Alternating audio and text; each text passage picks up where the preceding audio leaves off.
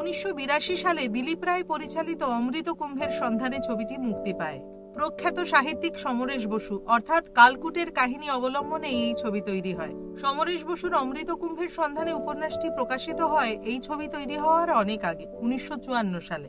যে কথা শুনলে অবাক হবেন, কিংবদন্তি পরিচালক বিমল রায়ও এই উপন্যাস থেকে অমৃত কুম্ভ কি খোঁজ মে নামে একটি হিন্দি ছবি তৈরি করতে উদ্যত হন এবং সেই হিন্দি ছবির জন্য বেশ কিছু ফুটেজ তুলতে শুরু করে দেন 1960 সালে।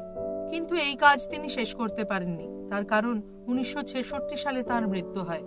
কয়েক বছর আগে তার পুত্র জয় বিমল রায় হঠাৎই খুঁজে পান বাবার তোলা সেই 78 মিনিটের ফুটেজ।